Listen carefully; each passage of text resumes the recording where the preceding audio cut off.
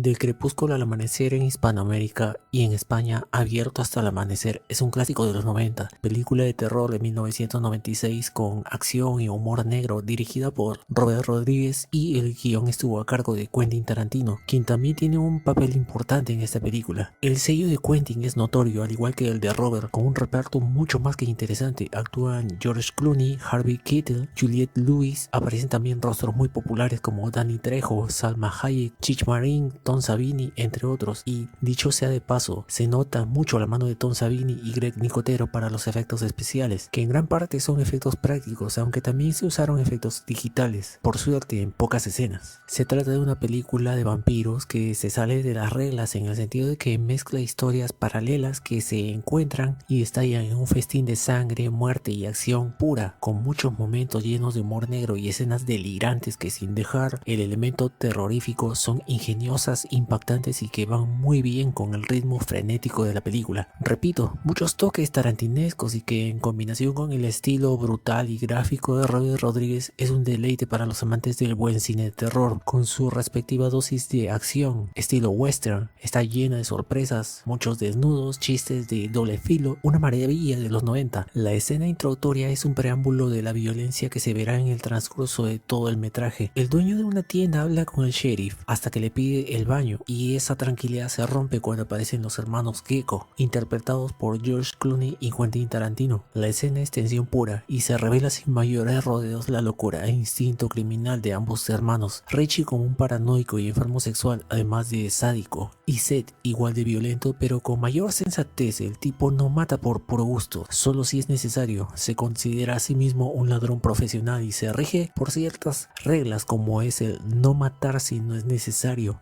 Ambos trataban de escapar hacia México, específicamente hacia un lugar ficticio, El Rey, parando en esa tienda de licores luego de haber cometido un sanguinario atraco en un banco. Al mismo tiempo, Jacob, un pastor que perdió la fe tras la pérdida de su esposa años atrás, también se dirige a México con sus hijos Kate y Scott. El encuentro entre la familia y los criminales. En Del crepúsculo al amanecer, el brutal asalto al banco perpetrado por los hermanos Gecko los pinta como los criminales más buscados en todo territorio estadounidense, y si tenemos en cuenta el nivel de crueldad de ambos, pues sí, tienen un objetivo y nada los va a detener, aunque repito que Seth tiene la cabeza más fría y pensante. Repudió el asesinato de la rehén por parte de su hermano y el del empleado de la tienda, pero no nos dejemos engañar, él mismo rompe sus propias reglas debido a su temperamento y puede ser tan enfermo como su hermano. El encuentro entre Jacob y sus hijos con Seth se da en un hotel barato donde ambas partes se hospedan antes de dirigirse a la frontera. Esa familia son el camuflaje perfecto para pasar sin ser descubiertos. Hay mucha tensión evidentemente, y ya en este punto es notable la calidad de los diálogos de los personajes. Tiene un toque Tarantino muy marcado, y no hablo de diálogos que no lleven a la nada. Entendemos más del personaje de Jacob, de sus hijos, también de Seth y su hermano Richie. No se sabe mucho de su pasado,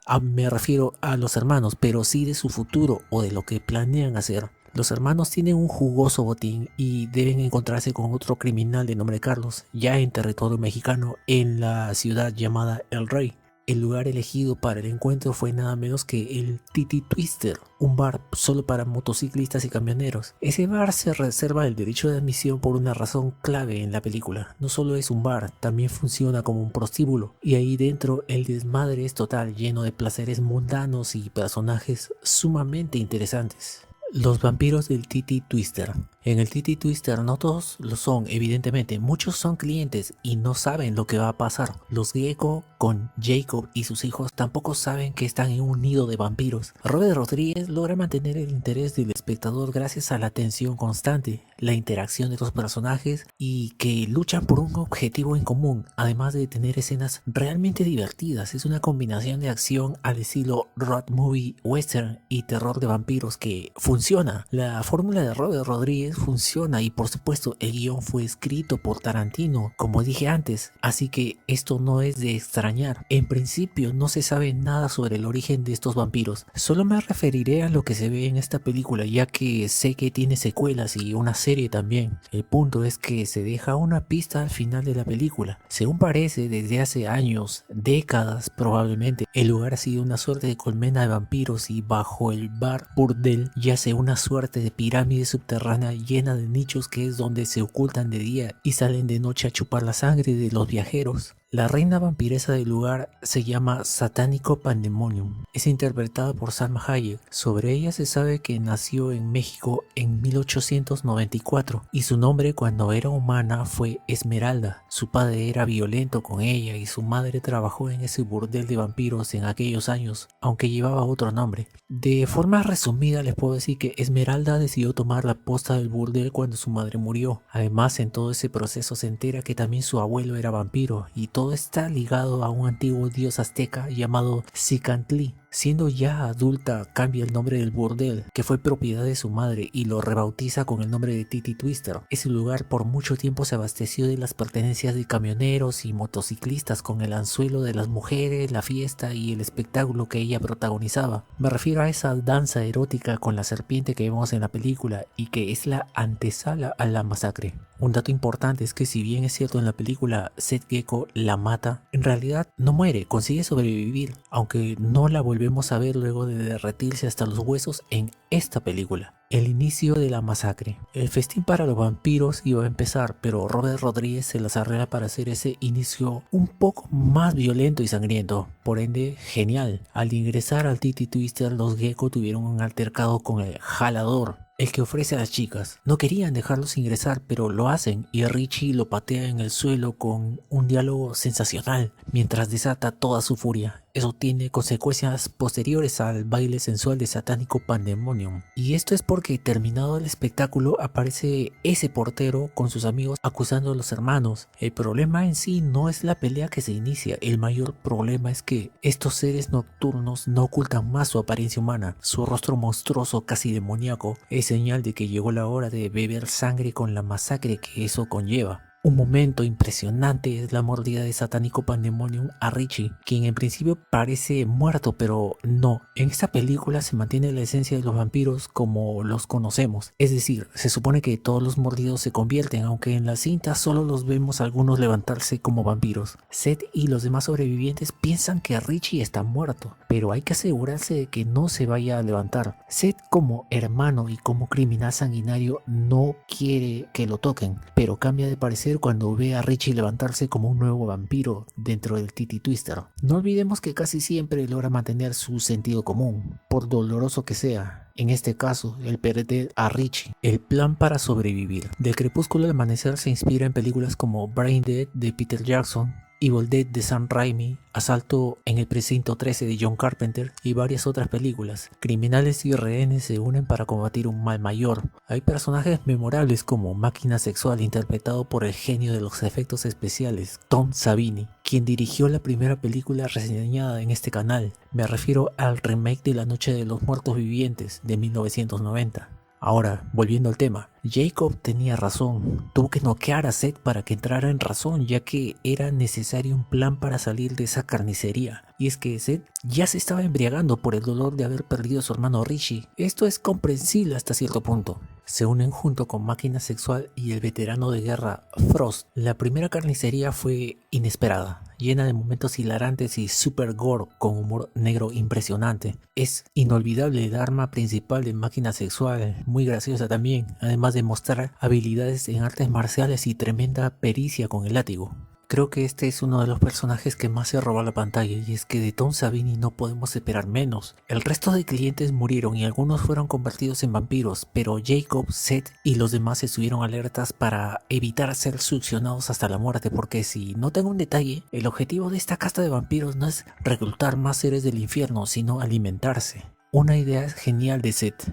Repito que los diálogos son sensacionales gracias al guión de Tarantino. En medio de la desgracia, Seth es consciente de que Jacob, siendo pastor, puede convertir agua, cruces improvisadas y otros objetos en armas contra los vampiros. El dilema de Jacob es que, como ya vimos, ha perdido su fe. Por otro lado, se revela que no cree en Dios, o al menos no creía hasta que vio esa masacre, de manera que él mismo concluye que si existe un mal, también existe el bien. Entonces se arman hasta los dientes, aprovechando todos los recursos del almacén del Titi Twister, así que están listos para cazar vampiros, literalmente. La transformación de Máquina Sexual. Máquina Sexual había sido mordido en el brazo. Al principio no le dio importancia. Con esto entendemos algunas cosas interesantes sobre los vampiros de esta película. La víctima empieza a escuchar voces demoníacas. Luego viene la transformación física. Él mismo se sorprende al ver que le salen colmillos, garras y sabe que algo anda mal, pero evita decírselo a los demás. Todo esto hasta que el veterano de guerra Frost, para alentar a los sobrevivientes, para dar todo de sí en contra de estos impíos seres del mal, cuenta los horrores que vivió en la guerra de Vietnam. Su historia se ponía interesante hasta que las garras de Máquina Sexual, ya convertido en vampiro, recorren su torso para darle un buen mordisco. Esto convierte a Frost casi al instante. Lo que puedo concluir de esto es que la conversión a vampiro es diferente en cada víctima, pero genial en todos. Es imposible no disfrutar la película a nivel visual y de argumento. Jacob, sus hijos y Seth deben retroceder por un momento hasta el almacén. Son demasiados vampiros hasta que llega el momento de salir. Tenían que hacerlo. Un sutil toque de drama incluye a Robert Rodríguez y Tarantino con el personaje de Jacob, ya que también es mordido y para este punto todos saben que se convertirá. La escena de él obligando a jurar a sus hijos que lo matarán cuando se convierta está cargada de emoción, tristeza por sus hijos y algo de sangre fría por parte de Seth. El arma de Seth es un guiño a la película Evil Dead de Sam Raimi, en referencia a la motosierra colocada en la mano de Ash por él mismo. Digamos que no es un arma muy cómoda, parece pesada, dificulta la libertad de movimiento de Seth, pero es un arma demoledora y por supuesto se ve sensacional. Los efectos mejoran mucho en esta parte de la película. La forma en que matan a los vampiros es espectacular. Y repito lo dicho antes, la mano de Tom Savini y Greg Nicotero se nota mucho. Son unos genios en los efectos y la película gana mucho en este aspecto. Además de que es un desenlace lleno de acción, terror y gore. Digamos que creativo e ingenioso. Es increíble la imaginación y genialidad que hicieron conjunción en Del crepúsculo al amanecer. Me refiero a Robert Rodríguez, Quentin Tarantino, Tom Savini, Greg Nicotero juntos y sin mencionar a los cameos que aparecen en la película. Es impactante el final de Jacob y también genial cómo se nos revela que ya es un chupasangre, cuando los demás engendros evitan atacarlo al estilo de simio no mata simio. El preservativo con agua bendita reventada en su rostro es una escena bastante chocante por el cariño que se le toma a este personaje y su horrible final. Muerde a su propio hijo, quien es aniquilado por Kate mientras es mordisqueado con deleite por varios vampiros. El monstruo dentro de Máquina Sexual. Esta es una de las escenas climáticas que nos lleva al desenlace de esta historia de vampiros. Seth usa el propio látigo de Máquina Sexual para finalmente arrancarle la cabeza. Esto no mata a un vampiro, sabemos que la decapitación es un método para acabar con ellos. Lo que pasa con este tipo es un tanto extraño. Dentro de él se había estado gestando una criatura muy similar al mono rata de Braindead. Es otro homenaje a esa película de los inicios del director Peter Jackson, solo que en este caso el engendro es más grande. Ahora que han pasado más de 2 décadas del estreno de la película, se nota por los movimientos lentos de la criatura que es un animatronic. Fue controlado por varios titiriteros y expertos en efectos. No es nada digital, por ello se le ve en una sola ubicación. Mueve manos, cabeza, cuerpo, pero no se mueve de un punto a otro, salvo en la escena en la que sale volando para arder y explotar. Del crepúsculo al amanecer tiene esa virtud que toma clichés y los combina con un poco de western, acción y momentos geniales. Y yendo por esa línea sabemos todos que los vampiros son sensibles a la luz del sol. El amanecer hace que por agujeros en las paredes del Titi Twister ingresen los rayos solares y sirvan como barreras improvisadas para proteger a los últimos sobrevivientes, que son Seth y Kate. Viendo que eso funciona, disparan a las paredes logrando una mayor protección hasta que el personaje de Carlos aparece para, sin saberlo, salvar a Seth y Kate. Lo que me pregunto es si realmente aniquilaron a todos los vampiros. Asumamos que sí. Por otro lado, hay un detalle curioso en Kate. Su personaje toma un giro en cierta forma razonable, pero por otro lado, por culpa de Seth, perdió a su familia. Lo que pasa es que de pronto, en lugar de buscar regresar a casa destrozada por todo lo vivido, le pregunta a Seth si necesita compañía, siendo ella muy joven para él. Aunque se refería a compañía para meterse en ese mundo criminal, tal vez buscando algo de protección ya que ha quedado desamparada.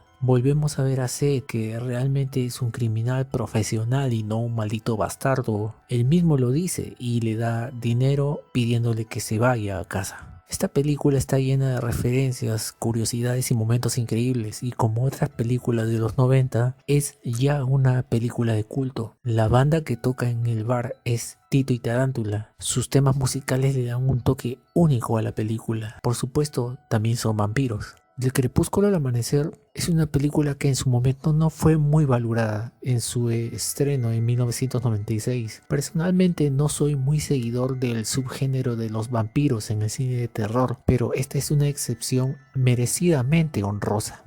Es todo por este video. Agradezco si comparten y me regalan un like si les gustó el video. Me despido por ahora, hasta la próxima.